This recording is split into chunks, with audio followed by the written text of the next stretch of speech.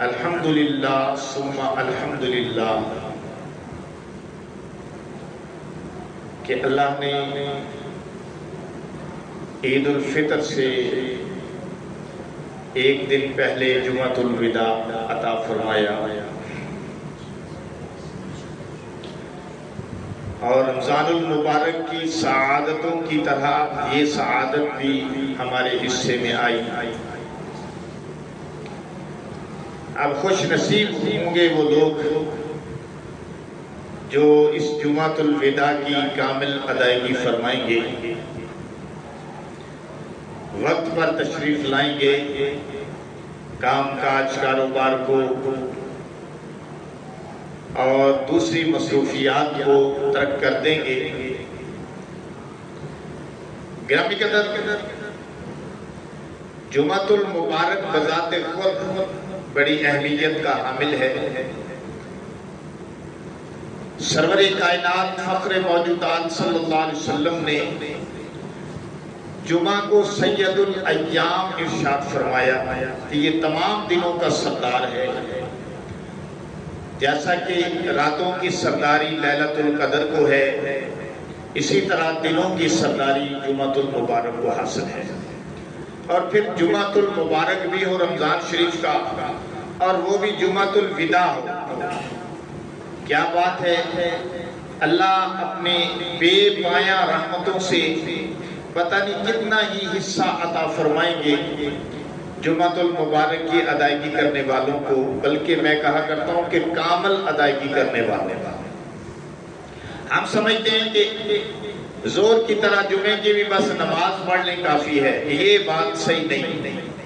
اگر صرف نماز ہی پڑھنا کافی ہوتا تو پھر ظہر ہی ہوتی، پھر جمعۃ المبارک اس کی جگہ پہ اس کا حکم نہ ہوتا۔ جب جمعہ کا علیحدہ حکم آیا، یا ایھا الذین آمنوا اذا نودی للصلاۃ من یوم الجمعہ فاسعوا الی ذکر اللہ وذروا البیع ذلکم خیر لکم ان کنتم تعلمون۔ اے ایمان والو، جب تمہیں جمعہ کے لیے پکارا جائے، اذا نودی للصلاۃ من یوم الجمعہ، نماز جمعہ کے لیے پکارا جائے، فاسعوا الی ذکر اللہ، اللہ کے ذکر کی طرف دوڑو۔ دیکھو، پہلے صلاۃ کا حکم، نماز کا، پھر اللہ کے ذکر کا، خطبہ اور نماز دونوں شامل ہو گئے۔ تو خطبہ سننا بھی جمعے والے دن، جمعے کا خطبہ سننا بھی واجب ہے۔ بعض نے کہا کہ خطبہ مسنونہ سے یہ تقاضا پورا ہوگا۔ میں اس میں تھوڑا سا یہ کہتا ہوں کہ خطبہ مسنونہ رسول اللہ صلی اللہ علیہ وسلم کا خطبہ تھا جو عربی کا تھا، ہم نے اپنی زبان میں دینا ہے۔ وہ خطبہ مسنونہ ہم شروع میں پڑھ کر وہی خطبہ دیتے ہیں اپنی زبان میں، جس میں اللہ اور اس کے رسول کے احکامات، دین کے مسائل بیان کیے جاتے ہیں۔ بہرحال میں پہلے آپ کے سامنے ایک حدیث پیش کرنا چاہتا ہوں جس میں فضیلت رمضان اور رمضان المبارک کے اندر لیلۃ القدر جو انتہائی اہمیت کی حامل رات ہے، جس کو خیر من الف شہر کہا گیا، وہ رات، اس کی فضیلت اور پھر عید الفطر کی فضیلت کو بیان کیا گیا۔ ابن عباس رضی اللہ تعالیٰ عنہ کی یہ روایت ہے، انہوں نے فرمایا کہ حضور صلی اللہ علیہ وسلم نے ارشاد فرمایا کہ جنت کو رمضان المبارک کے لیے خوشبوؤں کی دھنی دی جاتی ہے۔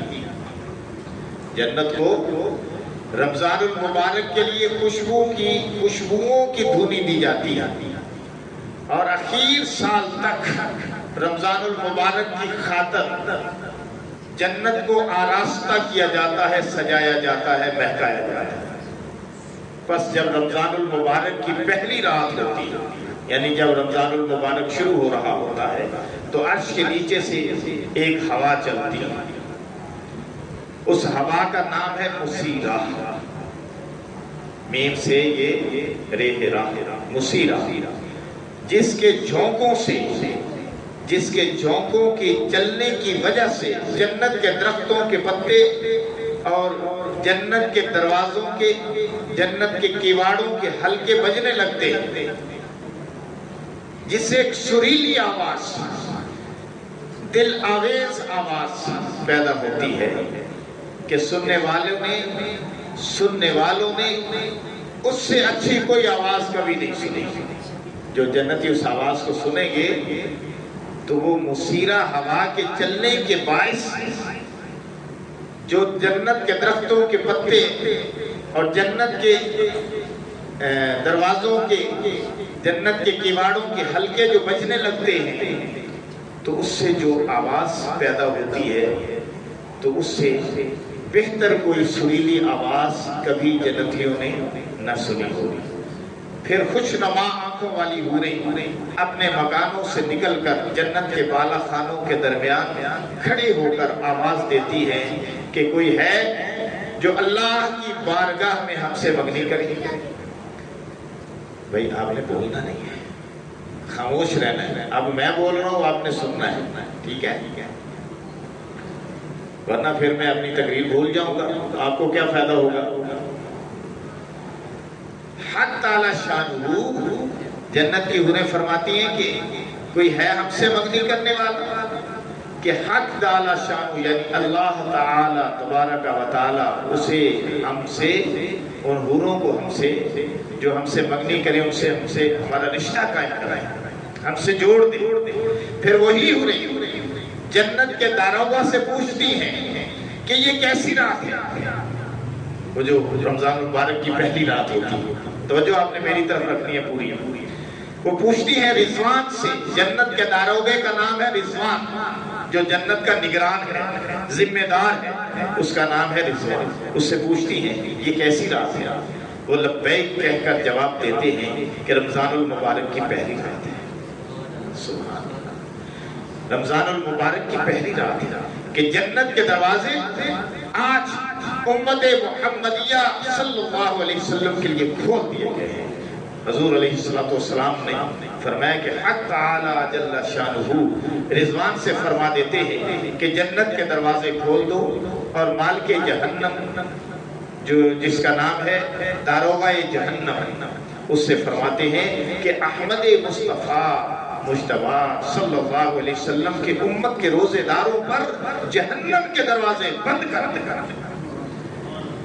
جنت کے دروازے کھول دو, جہنم کے دروازے بند کر دو کہ احمد مصطفیٰ صلی اللہ علیہ وسلم کی امت کے روزہ داروں پر شیاطین تسلط نہ کر سکے. جبریل علیہ السلام کو حکم ہوتا ہے کہ زمین پر جاؤ اور جا کر سرکش شیاطین کو جکڑو, پکڑو اور ان کو قید کر دو, ان کے گلوں میں تونک ڈال دو, ان کو سمندروں میں پھینک دو کہ امت محمدیہ صلی اللہ علیہ وسلم میرے محبوب کی امت کے روزے داروں کو شیاطین خراب نہ کر سکے. ارشاد ہوتا ہے رمضان المبارک کی پہلی رات میں, بلکہ ہر رات میں پھر یہ سلسلہ چلتا ہے. ایک منادی ندا کرتا ہے, حکم ہوتا ہے کہ 3 مرتبہ اللہ کی طرف سے آواز آتی ہے کوئی مانگنے والا کہ میں اسے عطا کروں, ہے کوئی توبہ کرنے والا کہ میں اس کی توبہ کو قبول کروں, ہے کوئی مغفرت چاہنے والا کہ میں اس کو مغفرت عطا کروں. کون ہے جو غنی کو قرض دے, یعنی اللہ اپنے لیے قرض مانگ رہے, دینا غربا کو ہے, وصول اللہ سے کرنا ہے. اس لیے اللہ اپنے آپ سے اپنے لیے کہہ رہے ہیں کہ مجھے قرض دے, میں غنی. کون ہے جو غنی کو قرض دے؟ ایسا غنی جو غریب بھی نہیں, نادار بھی نہیں. اور پھر جب تم اس کو قرض دو گے تو ایسا پورا پورا ادا کرنے والا ہے کہ ذرا بھی کمی نہیں کرتا. ہم تو کمی بھی نہیں کرتے. ہمارے پاس کوئی امانت رکھے ہم نکال جاتے ہیں, ہمارے پاس کوئی جو ہے وہ چیز رکھ کے چلا جائے ہم بہانے بنانے لگ جاتے ہیں, وقت پہ ادا نہیں کرتے. تو اللہ نے فرمایا کہ جو میرے پاس قرض رکھے گا, جو مجھے دے گا, تو میں اس کو پورا پورا ادا کروں گا. حق جل شانہ ارشاد فرماتے ہیں کہ رمضان المبارک شریف میں افطار کے وقت یہ حکم ہوتا ہے کہ 10 لاکھ آدمیوں کو جہنم سے خلاصی مرحمت فرمائی جاتی ہے. اب آپ دیکھیں رمضان المبارک کی اہمیت کسی، اگر صرف اس ایک بات کو ہم لے لیں کہ ہر روز افطار کے وقت 10 لاکھ ایسے آدمیوں کو جہنم سے آزادی کے پروانے دیے جاتے ہیں جن پر جہنم واجب ہو چکی ہے، یہ کوئی فضیلت کا نہیں، لیکن آج مسلمان کو رمضان المبارک کی اہمیت کا اندازہ پتہ ہی نہیں ہے۔ رمضان المبارک کا کئی لوگوں کے لیے تو رمضان گویا آیا ہی نہیں، جس طرح آیا اسی طرح گزر گیا، ان کو پتہ ہی نہیں، عید پہ ہی پتہ چلے گا جا کے کہ آج عید ہے، پھر وہ سوچیں گے کہ عید تو چلو پڑھ لیں، پھر دل میں سوچیں گے کہ یار پورے رمضان میں تو ہم مسجد میں گئے نہیں ہیں، اب عید پہ جائیں گے تو شرمندگی ہوگی، تھوڑا بہت سوچیں گے، پھر اینڈ پہ آئیں گے جب جماعت کھڑی ہوگی اور اینڈ سے ہی نکل جائیں گے۔ یہ ہے ہماری صورتحال، استغفر اللہ استغفر اللہ۔ فرمایا کہ 10 لاکھ آدمیوں کو رمضان المبارک میں ہر دن افطار کے وقت جہنم سے خلاصی مرحمت فرمائی جاتی ہے جو جہنم کے مستحق ہو چکے تھے۔ اور جب رمضان المبارک کا آخری دن ہوتا ہے، یہ آخری دن ہے نا آج، اس آخری دن کو بیان کرنے کے لیے میں نے پوری حدیث کو آپ کے سامنے رکھا ہے، کیونکہ پھر مضمون کے ساتھ مضمون جڑتا ہے نا۔ تو جب رمضان المبارک کا آخری دن ہوتا ہے، آپ حیران ہوں گے سن کے یہ بات، اور یقیناً کوئی بھی زبان مجھے امید ہے کہ خاموش نہیں رہے گی کہ وہ سبحان اللہ کہے گی۔ یکم رمضان المبارک کا جب دن ہوتا ہے، جب رمضان المبارک کا آخری دن ہوتا ہے، تو یکم رمضان المبارک سے آج تک جس قدر لوگ جہنم سے آزاد کیے گئے، اب آپ کاؤنٹی کریں نا کہ 10 لاکھ بندہ ہر روز آزاد کیا جاتا تھا، اور 10 لاکھ اب 30 روزے پورے ہو گئے آج، تو آج تک 30 کے ساتھ اس کو جو ہے وہ ضرب دیا تو پتہ کتنا بنے گا، تقریباً بناؤ 3 کروڑ بندہ رمضان المبارک کے آخری افطاری کے وقت جہنم سے آزاد کر دیا جائے گا، جس پر جہنم واجب واجب۔ اللہ اکبر، سبحان اللہ سبحان اللہ، اللہ اکبر کبیرہ۔ اور جس رات شب قدر ہوتی ہے تو حق جل شانہ حضرت جبریل علیہ السلام کو حکم دیتے ہیں، اور وہ فرشتوں کے ایک بڑے لشکر کے ساتھ زمین پر اترتے ہیں، اور زمین پر جب اترتے ہیں تو ان کے ہاتھ میں ایک جھنڈا ہوتا ہے سبز رنگ کا، جس کو وہ کعبے کے اوپر کھڑا کر دیتا ہے، کعبے کے اوپر نصب کر دیتا ہے، اور حضرت جبریل علیہ السلام کے 600 بازو، 600 بازوؤں میں سے 100 بازو پھیلا دیتے ہیں مشرق سے مغرب۔ 100 بازو کا بھی ذکر ہے اور 600 بازو کا بھی ذکر ہے۔ 600 بازو ہیں تو 100 بازو پھیلاتے ہیں، اگر 100 بازو ہیں تو 2 بازو پھیلاتے ہیں، اور ان کو جب وہ کھولتے ہیں تو ایک بازو مشرق تک جاتا ہے اور دوسرا بازو مغرب تک جاتا ہے۔ پھر حضرت جبریل علیہ السلام فرشتوں کو فرماتے ہیں کہ جو مسلمان آج کی رات کھڑا ہو، بیٹھا ہو، نماز پڑھ رہا ہو، جو ذکر کر رہا ہو، اس کو سلام کریں، اس کے ساتھ مصافحہ کریں۔ یہ کون سی رات ہے کہ جبریل کہتے ہیں کہ آج کی رات ہے، جو بندہ بیٹھا ہے، کھڑا ہے، عبادت میں مشغول ہے، قیام میں ہے، رکوع میں ہے، سجود میں ہے، ذکر میں ہے، تلاوت میں ہے، کہ فکر میں کہ اسے امت کا فکر ہے، دین کا فکر ہے، تو اس صورتحال میں وہ موجود ہے، جس جگہ پر بھی، مسجد میں ہے، گھر میں ہے، تو حضرت جبریل علیہ السلام فرماتے ہیں کہ ان کو سلام بھی کرو، فرشتوں سے کہتے ہیں، اور ان کے ساتھ مصافحہ بھی کرو۔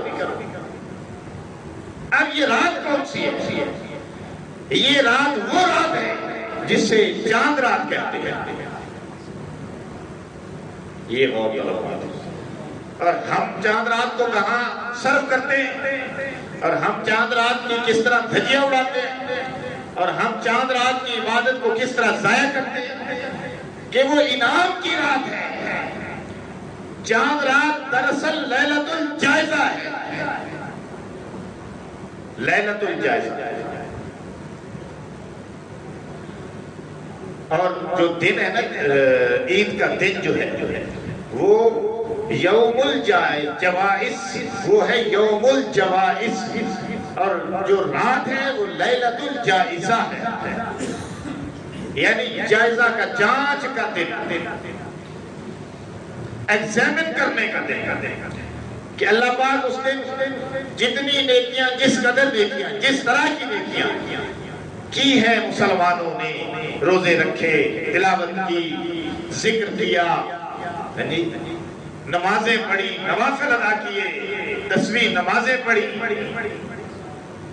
تو اس رات میں ان تمام اعمال کا جائزہ لیا جاتا ہے، ان کو جانچا جاتا ہے، دلوں کو دیکھا جاتا ہے، نیتوں کے حال دیکھے جاتے ہیں، اس کے بقدر فیصلے ہوتے ہیں۔ تو یہ لیلۃ الجائزہ ہے جس کو ہم ضائع کرتے ہیں، یا تو بازاروں میں، یا خریداری میں، یا آوارہ گردی میں، یا حماموں پر، بیوٹیشنوں کی جگہ پہ، دوستوں کے ساتھ گپے ہاتھ کر، میوزک کے ساتھ، موبائل پہ، مختلف لوگوں کی مختلف سرگرمیاں اور ایکٹیویٹیز ہیں جس سے وہ اپنی اس رات کو ضائع کر لیتے ہیں۔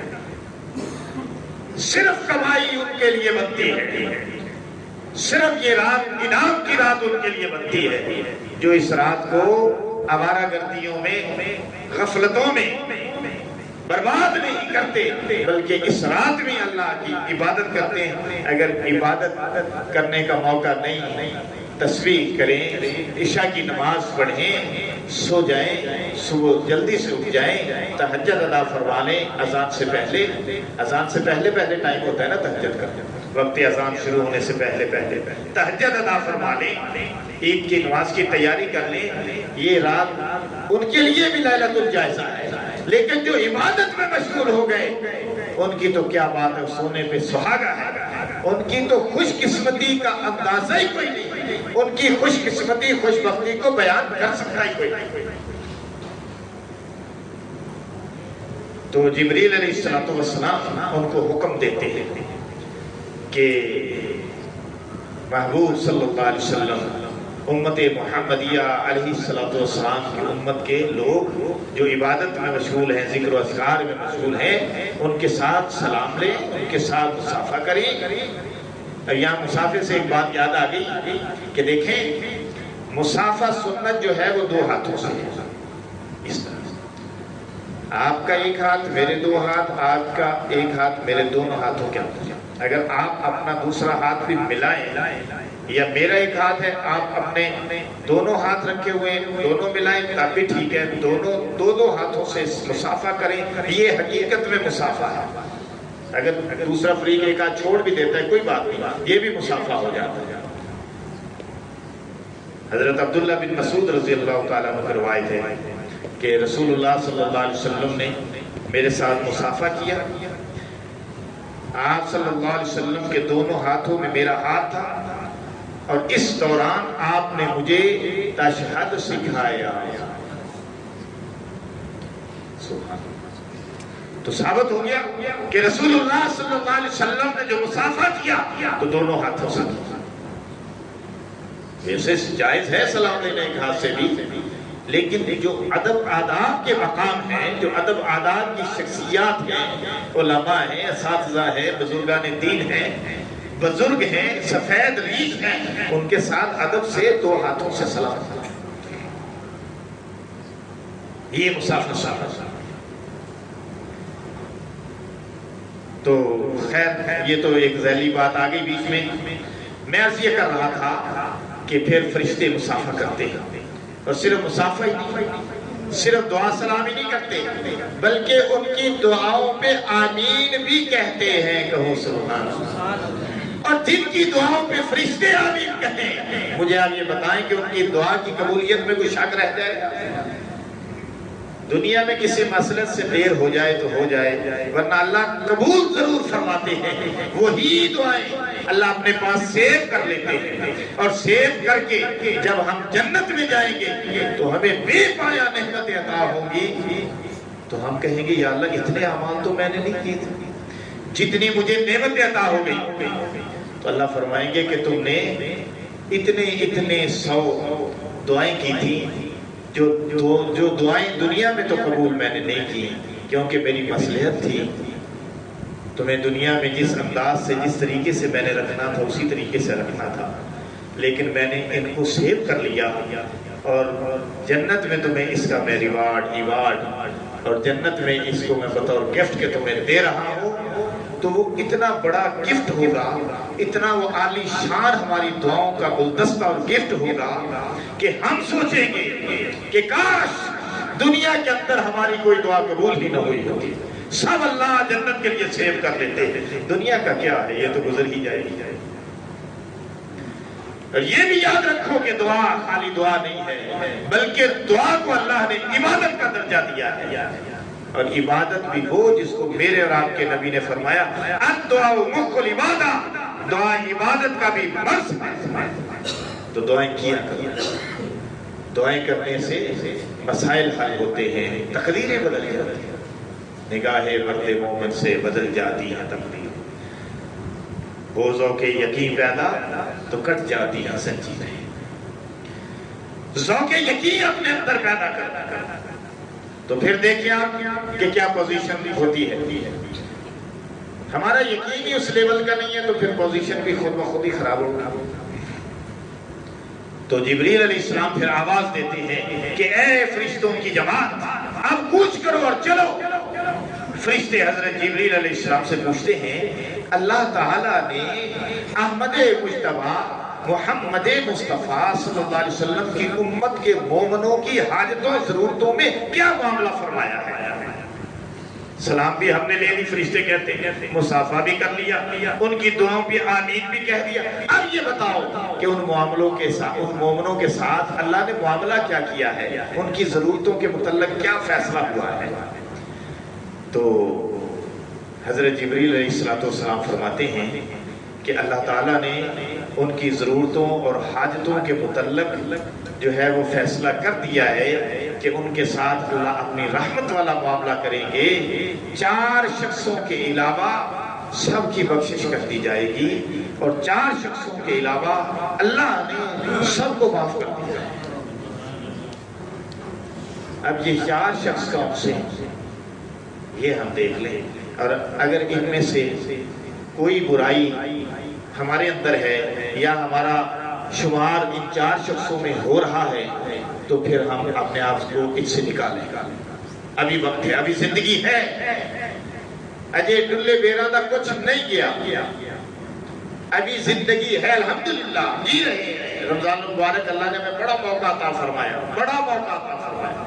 اب پتہ نہیں ہر کسی نے اپنے حساب سے اس سے فائدہ اٹھایا ہے، کسی نے کم کسی نے زیادہ، لیکن اٹھایا سب نے، سب مومنوں نے فائدہ اٹھایا، لیکن کسی نے کم کسی نے زیادہ۔ تو وہ 4 شخص میں آپ کو بتاتا ہوں کون سے ہیں حدیث کے مطابق۔ فرمایا صحابہ نے پوچھا یا رسول اللہ صلی اللہ علیہ وسلم ہمیں بھی بتائیے کہ وہ 4 شخص کون سے ہیں۔ ارشاد ہوا ایک وہ شخص ہے جو شراب کا عادی، شراب کا عادی ہیچول شراب پینے والا ہے پکا، تو اس کے ساتھ نرمی کا کوئی معاملہ نہیں، اس کے ساتھ نرمی کوئی نہیں۔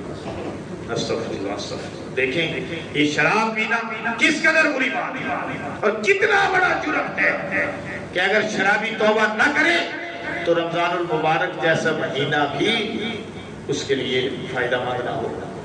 اگر وہ توبہ کرے گا تو فائدہ مند ہوگا، کیونکہ اللہ نے قرآن میں بڑا کلیئر انداز میں فرما دیا انما الخمر والمیسر والانصاب والازلام رجس من عمل الشیطان فاجتنبوہ لعلکم تفلحون۔ بے شک شراب، جوا، بت پانسے، پھال کے تیر، یہ شیطانی گندے کام ہیں، ان سے بچ جاؤ۔ فاجتنبوہ، ان سے بچ جاؤ، لعلکم تفلحون، تاکہ تم فلاح پا سکو، تاکہ تم کامیاب ہو سکو۔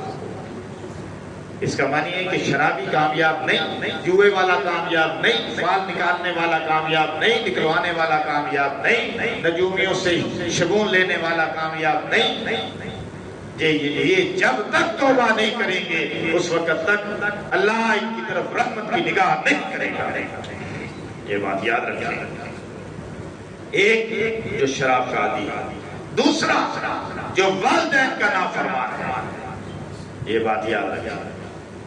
اگر والدین آپ کو ایسا حکم دیتے ہیں کہ جو آپ نہیں کر سکتے، کفر کا حکم دیتے ہیں، برائی کا حکم دیتے ہیں، جو غلط کام کا حکم دیتے ہیں، چوری ڈاکے کا حکم دیتے ہیں، آپ یہ حکم نہیں مانتے، نہیں ماننا، یہ آپ پر ماننا واجب نہیں، آپ اس کے مکلف نہیں، لیکن بدتمیزی کا آپ کو پھر بھی حکم نہیں۔ جیسے جو مانگنے والا ہے ہمارے در پہ آیا ہے، اس کے ساتھ ہمیں بدتمیزی کا حکم نہیں ہے، دینا ہے دو، نہیں دینا نہ دو، دو گے تو اپنے نامہ اعمال میں نیکیاں بڑھیں گی، لیکن اس کے ساتھ بدتمیزی کرنا، مانگنے والے کے ساتھ چھڑکنا، اس کو دھکے دینا یا اسے مارنا، یہ جرم ہے۔ آپ قرآن میں آتا ہے کہ اسے اچھے طریقے سے روانہ کرنا، معاف کر دو، ہم جو لفظ کہتے ہیں بلا ہو گئی، معاف کر دو، یہ اچھے الفاظ ہیں، ایسے الفاظ کہنے چاہیے۔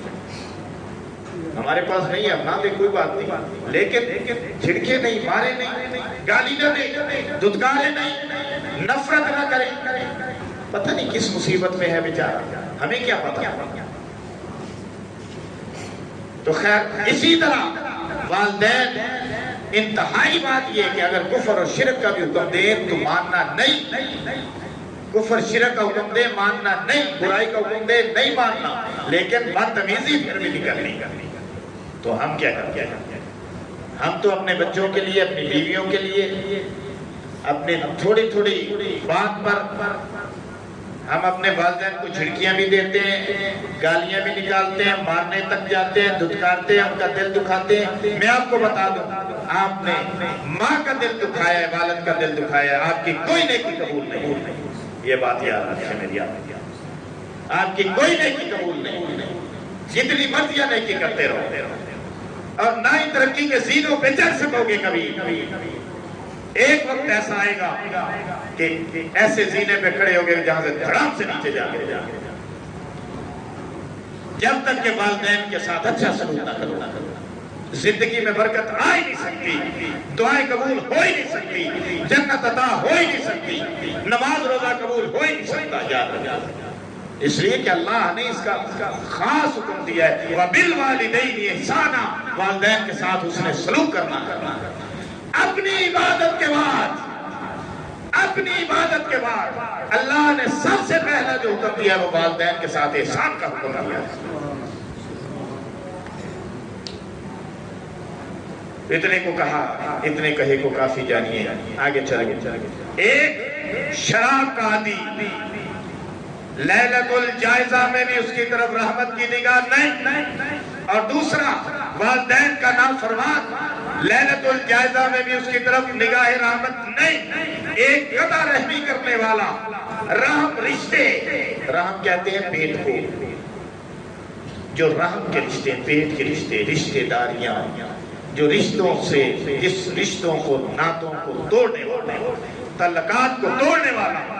دولت آ گئی، بھائی کو چھوڑ دیا، دولت آ گئی، بہنوں کو چھوڑ دیا، دولت ثروت آ گئی، رشتہ داروں کو دھتکار دیا، نہ ان کے ساتھ رشتے کر رہا ہے، نہ ان کے ساتھ ناطے کر رہا ہے، نہ ان کے ساتھ آ رہا ہے، نہ ان کے پاس جا رہا ہے، نہ ان کی خدمت کر رہا ہے، نہ ان کی مدد کر رہا ہے، نہ ان کی دستگیری کر رہا ہے، یہ کدھر جائے گا؟ اس کے ساتھ بھی اس رات اللہ رحمت کی نگاہ نہیں کرنے۔ تیسرے نمبر پر، چوتھے نمبر پر ناتا توڑنے والا، یہ تو ایک ہو گیا نا، قطع رحمی کرنے والا اور ناتا رشتہ توڑنے والا۔ چوتھے نمبر پر وہ شخص جو کینہ پرور ہے۔ کینہ پرور کیا مانے؟ کہ دل میں غصہ رکھتا ہے، غصہ پالتا ہے، ہر ایک کے متعلق اس کے دل میں حسد، ہر ایک کے متعلق بغض، ہر ایک کے متعلق سڑاہٹ، ہر ایک کے متعلق جیلسی، ہر ایک کے ساتھ اسے ساڑ ہے، خدا واسطے کا بیر ہے۔ سمجھ گئے نا؟ ایسی بہت ساری شخصیات کہ جسے ہر ایک کے ساتھ خدا واسطے کا بیر ہے، نہ اسے بھائی اچھے لگتے ہیں، نہ اسے بہنیں اچھی لگتی ہیں، نہ اسے دوست اچھے لگتے ہیں، نہ اسے احباب اچھے لگتے ہیں، نہ اسے اپنے پارٹنر اچھے لگتے ہیں، نہ اسے ملازمت ہے تو اسے اپنے ماتحت اچھے نہیں لگتے، اگر ماتحت ہے تو اسے اپنے افسر اچھے نہیں لگتے، اسے کوئی بھی اچھا نہیں لگتا۔ ہر ایک کے متعلق اس کے دل کے اندر کینہ ہے، وہ بھی نہیں بخشا جائے گا اس رات میں۔ اس کی طرف بھی اللہ رحمت کی نگاہ نہیں کرے گا، اسے معاف نہیں کرے گا، فرشتے اس کی دعاؤں پہ آمین نہیں کہیں گے۔ تو پھر فرمایا کہ جب عید الفطر کا دن ہوتا ہے، عید الفطر کی رات ہوتی ہے، تو اس کا نام آسمانوں میں ہے، میں نے پہلے بتایا لیلۃ الجائزہ، انعام کی رات، جائزے کی رات۔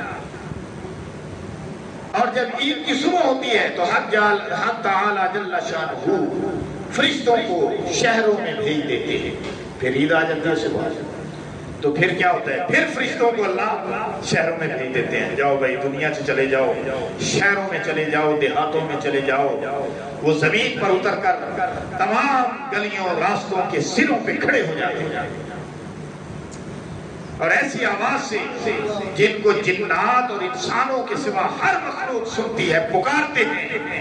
کیا پکارتے ہیں؟ ذرا غور سے سنو۔ اے محمد صلی اللہ علیہ وسلم کی امت، اس کریم رب کی درگاہ کی طرف چلو جو بہت عطا کرنے والا ہے، جو بڑے بڑے قصور معاف کرنے والا ہے۔ پھر جب لوگ عیدگاہ کی طرف نکلتے ہیں تو حق جل شانہ فرشتوں سے پوچھتے ہیں، دریافت فرماتے ہیں، سوال کرتے ہیں، کیا بدلہ ہے اس مزدور کا جو اپنا کام پورا پورا کر چکا ہوگا؟ وہ عرض کرتے ہیں کہ ہمارے معبود اور ہمارے مالک، اس کا بدلہ یہی ہے کہ اس کی مزدوری اس کو پوری ادا کرنا چاہیے۔ تو مزدوری پوری ادا کرنا یہ اللہ کی صفت ہے، تو ہمیں بھی کرنا چاہیے۔ یہ نہیں کہ ہم نے کوئی محتاج سا بندہ پکڑ لیا، اس کو کام پہ لگا دیا، کوئی کملا سا پاگل سا پکڑ لیا، اسے کام سے لگا دیا، اور اس کو جو ہے وہ تھوڑا بہت دے کے یا اس کو روٹی پانی کھلا کے چلتے بھی پاتے بالکل غلط بات۔ جو مزدور کی مزدوری ہے، جو ایک دن کی مزدوری ہے، اس کی اگر آپ نے ایک دن کام پہ لگا، اس کو دینی ہے، آپ کے ذمہ سے آپ سے لی جائے گی، آپ سے پوچھا جائے گا۔ مزدور کا حق اسے دینا ہے، اور اس وقت دینا ہے کہ جب اس کا پسینہ بھی ابھی خشک نہ ہوا ہو، ورنہ وہ آپ کے گلے کا ہار بن جائے گا، آپ کے اعمال کو لے جائے گا۔ ایک بندہ ہوگا قیامت والے دن، اس کے پاس بڑی نیکیاں ہوں گی، نمازیں بھی ہوں گی، روزے بھی ہوں گے، حج بھی ہوں گے، عمرے بھی ہوں گے، زکوٰۃ بھی دی ہوگی، نیک کام کیے ہوں گے، ذکر و اذکار بھی ہوگی، لیکن اس کے تمام اعمال زیرو ہو جائیں گے، ڈیلیٹ ہو جائیں گے۔ یہ کیا ہوگا کہ اس نے لوگوں کے ساتھ اچھا سلوک نہیں کیا، اور اس کی برائیوں کی وجہ سے نامہ اعمال میں سے نیکیاں کٹتی گئی۔ قیامت والے دن اکیلا کھڑا رہے گا، حسرت اور افسوس کا باعث بن کر، سب کٹ جائیں گے۔ پھر ایک اور بھی کام ہوگا، وہ یہ کہ اب اس کے پاس لوگوں کا بدلہ دینے کے لیے نیکیاں نہیں رہیں گی، پھر لوگوں کی برائیاں اس کے کھاتے میں ڈالی جائیں گی۔ ہم کو معمولی سمجھتے ہیں کام یہ، کسی کو گالی نکال دی، کسی کو دھکا دے دیا، کسی کو برا کر دیا، کہہ دیا، کسی کی چغلی کر دی، کسی پہ بہتان لگا دیا، کسی پہ الزام لگا دیا۔ جی غریب کو تو ہم سمجھتے ہی کوئی نہیں کچھ، جتنا امیر زیادہ، جتنا پیسہ زیادہ، اتنا منہ پہ تیوڑی چڑھی ہوئی زیادہ۔ خدا کی قسم یہ امیروں کے، یہ بڑے جو آفیسر ہو جاتے ہیں، جو بڑے امیر بن جاتے ہیں، ان کے منہ پہ ہنسی نہیں ہوتی، ہنسی غائب ہو جاتی ہے۔ آپ نے نوٹ کیا ہوگا، میں نے تو بڑا کیا، ان کے منہ کی ہنسی غائب ہو جاتی ہے، حالانکہ ہنسنا تو بہت اعلیٰ صفت ہے۔ میرے اور آپ کے نبی امام الانبیاء صلی اللہ علیہ وسلم کے چہرے پہ مسکراہٹ بکھری رہتی ہے۔ اس کی امت ہو، اور کیا افسری نے اس کی مسکراہٹ کو چھین لیا، کہ دولت نے اس کی مسکراہٹ کو چھین لیا، کہ طاقت نے اس کی مسکراہٹ کو چھین لیا؟ کس نے اس کی مسکراہٹ کو چھینا؟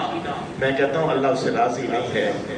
اللہ اگر اس سے راضی ہوتا تو اس کی مسکراہٹ نہ چھینتا۔ مسکراہٹ تو اس کی چھینی جاتی ہے جس سے اللہ راضی نہیں ہوتا۔ اللہ اکبر کبیرہ۔ تو فرمایا کہ کیا بدلہ ہے اس مزدور کا؟ اللہ پوچھتے ہیں فرشتوں سے، اچھا تم یہ بتاؤ کہ کیا بدلہ ہے اس مزدور کا کہ جو اپنا کام پورا ادا کر چکا ہو؟ فرشتے عرض کرتے ہیں ہمارے معبود، ہمارے مالک، اس کا یہی بدلہ ہے کہ اس کی مزدوری پوری ادا کر دی جائے۔ تو حق اللہ شان و ارشاد فرماتے ہیں، اے فرشتوں میں تمہیں گواہ بناتا ہوں، میں نے اس کو رمضان کے روزوں اور تراویح کے بدلے میں اپنی رضا اور مغفرت عطا فرما دی ہے۔ اور بندوں سے خطاب کر کے ارشاد فرماتا ہے، میرے بندو مجھ سے مانگو، میرے بندو مجھ سے مانگو۔ یہ عید والے دن کی بات ہے، میرے بندو مجھ سے مانگو، میری عزت کی قسم، میرے جلال کی قسم، آج کے دن میں اپنے اس فرشتوں کے اجتماع میں تم سے یہ کہتا ہوں کہ اپنی آخرت کے بارے میں جو سوال کرو گے وہ تمہیں عطا کروں گا، اور دنیا کے بارے میں جو سوال کرو گے تمہاری مصلحت پر غور کر کے تمہیں عطا کروں گا۔ اس میں تمہاری مصلحت پر نظر کروں گا۔ آج تو عدالتیں نظر ثانی نہیں کرتی، تو یہ اللہ نظر ثانی کر رہا ہے۔ جو حقیقی عدالت ہے، جو اصل سپریم کورٹ ہے، اصل سپریم کورٹ، حقیقی سپریم کورٹ، آپ اندازہ کریں کہ بندوں پر وہ کس قدر مہربان ہے۔ بہانے ڈھونڈتا ہے، اس کی رحمت بہانے ڈھونڈتی ہے۔ اور یہ جو ہمیں رمضان المبارک عطا کیا ہے نا، یہ ایسے سیزن جو عطا کیے جاتے ہیں نا، یہ دراصل اللہ چاہتے ہیں کہ میرے بندے زیادہ سے زیادہ جنت میں جانے والے بنے، جہنم سے بچ جانے والے بن جائیں۔ لیکن بندے اگر خود ہی نہ چاہیں تو پھر تو بتاؤ کیا کریں گے؟ خود ہی نہ چاہیں تو کیا کریں گے؟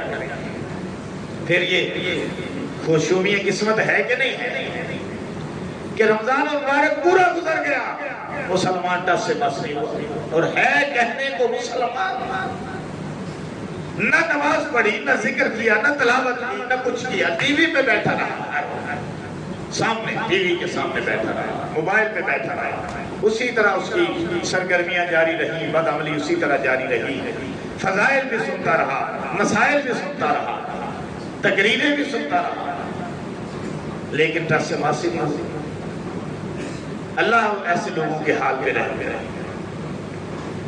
تو حدیث بھی آخر تک پہنچ گئی، تقریر بھی اینڈ تک پہنچ گئی۔ فرمایا میری عزت کی قسم، جب تک اللہ فرماتے ہیں میرا خیال رکھو گے میں تمہاری لغزشوں سے ستاری کرتا رہوں گا، ان کو چھپاتا رہوں گا۔ اللہ فرماتے ہیں جب تک تم میرا خیال رکھو، تو اللہ کا ہم نے کیسے خیال رکھنا ہے؟ کوئی اللہ کو ہم نے غذا پہنچانی ہے، کوئی آٹا پہنچانا اللہ کو، اللہ کو پیسے پہنچانے ہیں، اللہ کو دعائی لے کے دینی ہے، اللہ کا ہم نے کیسے خیال رکھنا ہے؟ کوئی مٹھیاں پر نہیں، اللہ نہیں، اللہ کا خیال کیسے رکھنا ہے؟ اللہ کہتے ہیں تم میرا خیال رکھو گے تو کیسے رکھنا ہے؟ اللہ کا خیال رکھنا ہے اللہ کی نماز پڑھ کے، اللہ کے احکام پہ چل کے، اللہ کے کلام کی تلاوت کر کے، اللہ کر کے، اللہ کا ذکر کر کے، اپنا ہی فائدہ ہے وہ اللہ کہہ رہے ہیں میرا خیال رکھو۔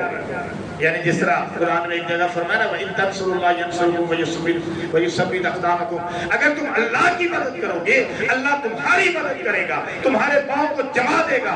آپ بتاؤ اللہ تو ہماری مدد کرتا ہے، ہم اللہ کی مدد کیسے کر سکتے ہیں؟ تو اللہ کی مدد ہم اس طرح کرتے ہیں کہ اللہ کے دین کی مدد کرتے ہیں، وہ بھی اپنی مدد ہے، وہ بھی اپنی ہی مدد ہے، وہ اللہ کے دین پہ چلتے ہیں، وہ اس اللہ نے کہا یہ میری مدد ہے۔ دیکھو اللہ کیا مہربان ہے، کتنا مہربان ہے اللہ۔ تو فرمایا کہ تم میرا خیال رکھو گے تو میں تمہاری لغزشوں پہ ستاری کرتا رہوں۔ یہ ستاری کیا ہوتی ہے؟ یعنی تمہاری لغزشوں کو چھپاتا رہتا ہے۔ ستاری اور میری عزت کی قسم، میرے جلال کی قسم، میں تمہیں مجرموں اور کافروں کے سامنے رسوا نہیں کروں گا، تمہیں ذلیل نہیں کروں گا۔ آمین آمین۔ یا اللہ تو ہمیں کافروں، مشرکوں، منافقوں کے سامنے قیامت والے دن بھی ذلیل نہ کرنا، اور یا اللہ دنیا میں بھی ہمیں ذلیل نہ کرنا۔ کہو آمین، دل سے کہو آمین۔ تو فرمایا بس پھر آواز آئے گی، عید کی نماز ہم پڑھ چکے ہوں گے کل انشاءاللہ، تو آواز آئے گی کہ اب جاؤ بخشے بخشائے اپنے گھروں کو لوٹ جاؤ، فرجعو فرجعو الی داری، جاؤ اپنے گھروں کو لوٹ جاؤ، بخشے بخشائے لوٹ جاؤ۔ اور اس طرح ہم پھر بخشے بخشائے لوٹیں گے کہ جس طرح آج پیدا ہوئے ہیں، جس طرح آج پیدا ہوئے ہیں۔ اور جب فرشتے یہ اجر و ثواب دیکھیں گے نا، جو اس امت کے افطار کے دن، یہ افطار کا دن بلا کون سا ہوتا ہے؟ یہ عید الفطر کا دن افطار کا دن ہوتا ہے۔ عید الفطر یعنی اس دن سارا مہینہ روزہ رکھا اور عید الفطر میں روزہ چھوڑ دیا، تو اس کو کہا گیا افطار کا دن۔ عید الفطر بھی کہا جاتا ہے، افطار کا دن بھی کہا جاتا ہے۔ تو افطار کے دن جو انعام ملا ہے نا اللہ کی طرف سے، تو فرشتے اس کو دیکھیں گے اور دیکھ کر خوشیاں منائیں گے، دیکھ کر خوشیاں منائیں گے اور کھل جاتے ہیں، خوشیاں مناتے ہیں، کھل جاتے ہیں۔ بتائیے نہ خیال کر رہے ہیں جب فرشتے جناب لڈیاں بوڑی شروع کر دی، یہ خوشی منانے کا، یہ لڈی پانے کا یہ انداز اسلام کا نہیں ہے، یہ مزاج اسلام کا نہیں ہے۔ آپ تو پاس ہو جاتے ہیں، رزلٹ آیا میٹرک جو پاس ہو گیا تو نال ہی لڈیاں شروع کر دیتی ہیں جناب علی، باواں چک لئیاں تو چل در در در در در در جناب اجے تے بس نہیں چلتا، نہیں تو فوراً ڈھولن والے بھی آ جاتے، دھمکے والے بھی آ جاتے جناب علی۔ تو یہ کی طریقہ ہوا بھائی؟ اور اللہ کے بندو خوش نصیب ہو، اللہ کو سجدہ کیا کرو۔ اب تو ناچنا شروع کر دیتے ہو، یہ کیا کہاں کا طریقہ ہے؟